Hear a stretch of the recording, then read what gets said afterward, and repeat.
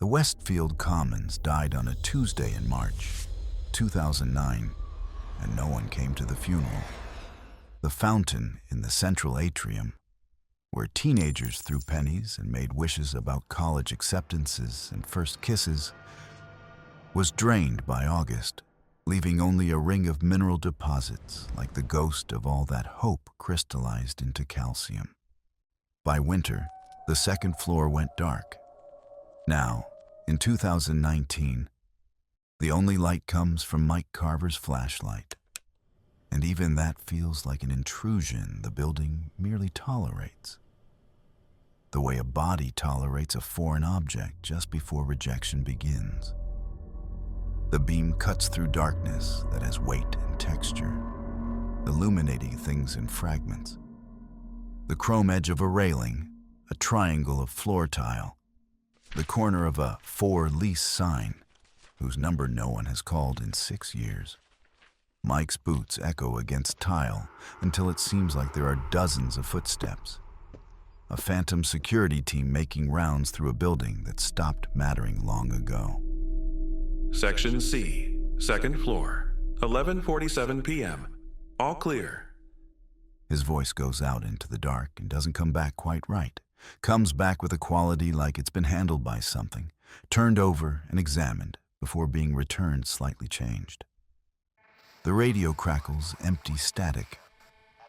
No one has been on the other end for 4 months. But Mike keys the mic anyway, because the alternative is silence. And the silence in the Westfield Commons is not the absence of sound, but the presence of something else. Something patient. The escalators have been dead since 2011. Their rubber handrails tacky with age and dust. But if you stand at the base and put your palm flat against the metal, you can feel a vibration, a low-frequency hum like the building's pulse, like something deep in the infrastructure refuses to stop, even though the power was cut years ago. Mike does this now, feels that impossible tremor traveling up through his arm, and thinks about how it's become a ritual he can't explain. How checking for the hum has become as important as checking the locks. The food court opens before him like a cathedral of failed commerce. His flashlight sweeps across ghost signage. Charlie's Philly Steaks, where the neon tubing still spells out cheese in dead red glass. Sbarro, with its mural of the Italian countryside, faded to the color of old bruises. Orange Julius, Cinnabon. Names that sound archaeological now, relics from an American Pompeii where the volcano was simply time and changing shopping habits. The tables are still bolted to the floor, and Mike sees the same styrofoam cup sitting on the same table in the same position it's occupied for 7 months. He knows that he's never touched it, that no one has been in this building except him. But sometimes the cup is fuller than it should be. Sometimes the liquid inside catches his flashlight with a surface tension that suggests that it was poured recently, impossibly recently. The air has a temperature independent of seasons, a steady 58 degrees that makes his breath visible even though it's July outside, even though the world beyond the chain glass doors is cooking in summer heat. Mike pulls his jacket tighter and feels the cold working into his bones the way it does every night, the way it's been doing for 7 months since he took this job after Sarah left and took Emma to Portland and started a life with a man whose hands don't smell like industrial degreaser and loneliness. He doesn't blame her. Mike was already disappearing before she left. Already becoming the kind of transparent person who takes a job guarding a dead building for $12 an hour because at least the dead building doesn't expect anything from him, doesn't require him to be present or engaged or even particularly human. His flashlight beam travels across darkened storefronts, security gates pulled down like eyelids over empty sockets. The Gap, Victoria's Secret. Behind each gate, Merchandise remains on shelves no one will ever shop again. Clothes that will hang in the dark until the fabric rots or the building collapses. Mike has the master key that opens every gate, every door, every locked space in the Westfield Commons. But he never uses it because there's an understanding between him and the building. He'll walk the perimeter. He'll check the external doors. He'll maintain the comfortable fiction that security exists. And in return, the building won't make him look too closely at what's happening in the spaces where his flashlight doesn't reach. But tonight, something feels different, feels charged. When Mike passes the old gap on the corner before the cinema wing, he hears it. Voices. Not one or two, but dozens, maybe hundreds. That low murmuring frequency of crowd noise, of collective human presence. The specific acoustic signature of a Saturday afternoon in 1998, when this mall was alive, and Mike was 17 and working at the Sam Goody, and everything was ahead of him still, all those possible futures that narrowed and narrowed until they funneled down to this. A man alone in the dark, listening to ghosts shop. Hello? Security? The voice is cut off like someone threw a switch, and the silence that rushes in is worse than the sound, is hungry and aware. Mike's flashlight beam shakes as he sweeps it across the Gap's security gate, and for just a fraction of a second, maybe less, maybe just the space between heartbeats, he sees them. Figures behind the metal lattice. Shapes that might be mannequins, or might be something else. Something with proportions that don't resolve into human geometry. With joints that articulate in directions that shouldn't be possible. He forces his legs to move. Forces himself past the Gap. Past the Victoria's Secret, where the lingerie mannequins stand in their darkened window. He makes the mistake of looking, makes the mistake of letting his flashlight linger just a moment too long. Their poses are different. He's certain they're different. The one in front had her arm raised yesterday, reaching up like she was adjusting a strap. But now her arm is down, and her head is turned, and her plastic eyes are pointed directly at the place where Mike is standing.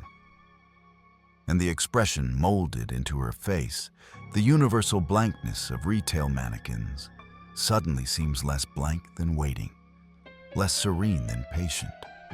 Mike walks faster now, his breath coming quick and shallow, that styrofoam cup taste of adrenaline flooding his mouth.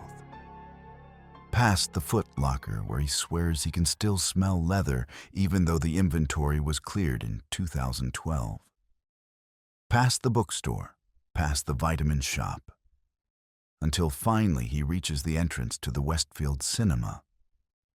And the doors, the heavy glass doors he personally chained shut at the beginning of his shift, are standing open, propped wide like an invitation, like a mouth. The cinema lobby swallows him. Mike's flashlight cuts through darkness that seems thicker here, more resistant to illumination. The concession stand hulks against the far wall, its plexiglass candy displays still full of boxes that expired a decade ago. Junior Mints and Milk Duds and Sour Patch Kids that have probably fossilized into inedible bricks. The popcorn machine sits dormant. But Mike catches a smell. Fresh popcorn. Impossible fresh popcorn. That specific salt butter warmth smell. And his stomach turns because he knows that machine hasn't run since the Obama administration. That's when he sees them. 6 mannequins arranged in a line at the concession stand, positioned exactly like customers waiting to order.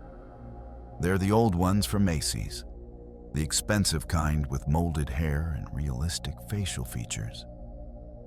And someone has dressed them in clothes from the 1990s. Baggy jeans, flannel shirts, choker necklaces, a starter jacket. Their heads are all turned the same direction, all angled toward the lobby entrance, toward Mike. And their plastic faces catch his flashlight beam and reflect it back with a dull sheen that looks almost wet, almost alive. Jesus Christ. His voice comes out strangled, and the mannequins don't move. Of course they don't move. They're plastic, they're objects. But Mike would swear, would testify in court, that they're standing differently than when his light first touched them, that the space between them has decreased by inches, that they've shuffled forward in that fragment of a second when he blinked. Then he sees the light spilling from Theater 7, that unmistakable quality of projector light, cold and flickering and wrong. Mike's hands are numb now, his fingers barely able to grip the flashlight, but his feet carry him forward anyway, because he's been walking toward this moment for 7 months.